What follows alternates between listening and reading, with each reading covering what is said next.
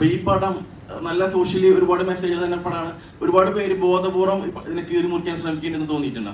ഒരുപാട് ചിത്രങ്ങൾ അങ്ങനെ ഇതിൽ പെട്ടിട്ടുണ്ടല്ലോ. അല്ല, കീറി മുറിക്കല് അതൊക്കെ ഓരോരുത്തരുടെ സ്വാതന്ത്ര്യമാണ്. കീറി മുറിക്കേണ്ടവർക്ക് കീറി മുറിക്കാം. അല്ലാതെ ഇതിനെ അത്ര വലിയ സീരിയസ് ആയിട്ട് കാണാതെ പടം അതിൻ്റെതായ രീതിയിൽ എൻജോയ് ചെയ്യേണ്ടവർക്ക് എൻജോയ് ചെയ്യാം. പിന്നെ എന്നെ സംബന്ധിച്ചിടത്തോളം ഞാനൊരു ബേസിക് ഓഡിയനായിട്ട് ഞാൻ പറഞ്ഞല്ലോ, മുമ്പ് പറഞ്ഞ അത് തന്നെ. അതുകൊണ്ട് ഞാൻ എൻ്റെ സിനിമകളെ അപ്രോച്ച് ചെയ്യുന്ന ആ രീതിയിലാണ്.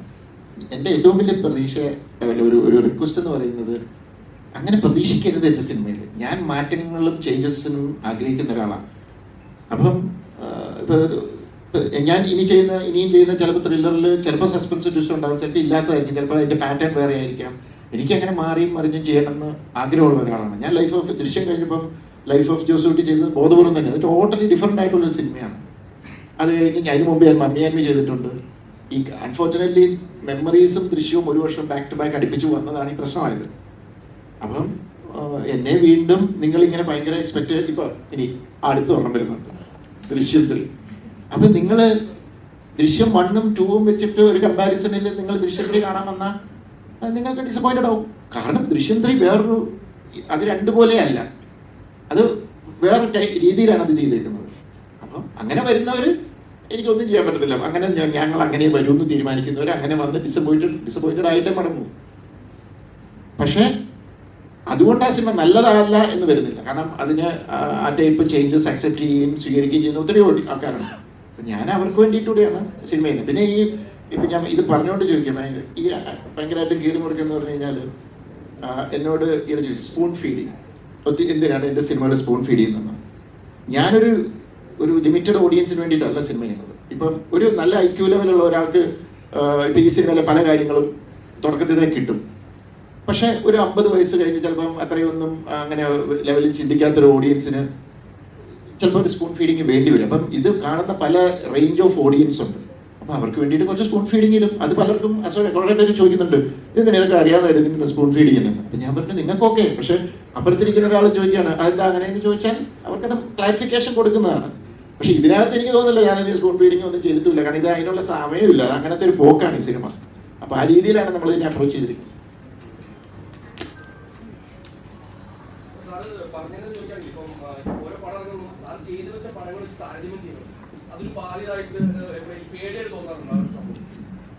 എൻ്റെ ഏറ്റവും വലിയ ഗുണം എന്നറിയോ, എനിക്കൊരു പേടിയില്ല. ഞാൻ സിനിമ ഇൻഡസ്ട്രി വന്നത്, ഞാനിപ്പോഴും പറഞ്ഞു, ഞാനൊരു റൈറ്റർ ഡയറക്ടറായിട്ടൊന്നും എനിക്ക്, ഞാൻ സ്റ്റോറി ടെല്ലർ. ഞാൻ കഥകൾ പറയും. ആ കഥകൾ പറയാൻ ആഗ്രഹിക്കുന്നു, എൻ്റെതായ രീതിയിൽ കഥ പറയുന്നു. അത് കുറച്ച് എൻ്റർടൈൻ ചെയ്തിട്ട് ഉണ്ടെന്ന് പറയും. അതുകൊണ്ട് ഞാൻ പറഞ്ഞു, എന്നെ അധികം ആൾക്കാർ എൻ്റെ നിന്ന് അങ്ങനെ പ്രതീക്ഷ വേണ്ട. ഡിഫറെൻറ്റ് ഇപ്പം ഞാനിനി വേറെ 1-2 സബ്ജക്ട്സുകൾ പ്ലാൻ ചെയ്തിരിക്കുന്നതൊന്നും ത്രില്ലറേ അല്ല, വേറെ ടൈപ്പ് ജോണറുകളാണ്. ഇനി ഒരു പേടിയെക്കുറിച്ചില്ല. ഞാൻ ഈ മരിക്കുന്നിടം വരെ ഇൻഡസ്ട്രി നിൽക്കണം എന്ന് ആഗ്രഹിച്ചിരിക്കുന്ന ഒരാളൊന്നുമല്ല. കുറച്ച് നാൾ കഴിയുമ്പോൾ നമ്മൾ ഔട്ട്ഡേറ്റഡ് ആയി കഴിഞ്ഞ് നമ്മളിത് കഴിഞ്ഞാൽ നമ്മൾ വേറെ പണിക്ക് പോകും. അല്ല, ഇപ്പം ഞാൻ ബേസിക്കലി ഒരു കൃഷിക്കാരനായിട്ട് വന്നതില്ല, പറമ്പിലിറങ്ങി കളിക്കാൻ പോകും. അതുകൊണ്ട് അങ്ങനത്തെ പേടിയൊന്നും എനിക്കില്ല. എനിക്ക് സിനിമ ചെയ്യുന്നത് ഇഷ്ടമാണ്, കഥ പറയുന്നത് ഇഷ്ടമാണ്. ഞാൻ എൻ്റെതായ രീതിയിൽ പറയുന്നത്. ചിലർക്ക് അത് ഇഷ്ടപ്പെടും, ചിലർക്ക് അത് ഇഷ്ടപ്പെടുന്നില്ല. ഈയിടെ എന്നോട് കുറച്ച് പേര് ചോദിച്ചു, താങ്കൾക്കെതിരെ പേഴ്സണലി ആരൊക്കെയോ അറ്റാക്ക് ചെയ്യുന്നു, അങ്ങനെ ചെയ്യുന്നു. അറ്റാക്ക് ചെയ്യുന്നവരെ അറ്റാക്ക് ചെയ്തു, അതൊന്നും എൻ്റെ പ്രശ്നമല്ല. കാരണം ഞാൻ ചെയ്യുന്നതെല്ലാം മാത്രമാണെന്ന് ഞാൻ ഒരിടത്തും അവകാശപ്പെടുന്നില്ല.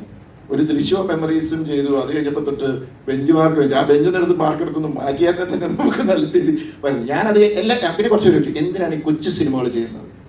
എനിക്കിഷ്ടമാണ് കൊച്ചു സിനിമകൾ ചെയ്യുന്നത്. വളരെ എനിക്ക് കുട്ടികളുടെ സിനിമയൊക്കെ ചെയ്യണമെന്ന് ആഗ്രഹമുണ്ട്. അപ്പം ഒരു നല്ല സ്ക്രിപ്റ്റ് വർക്ക് ചെയ്തെടുക്കാൻ പറ്റാത്തതുകൊണ്ടാണ്. അപ്പം ഞാനങ്ങനെ പേടിക്കുന്ന ഒരാളൊന്നും.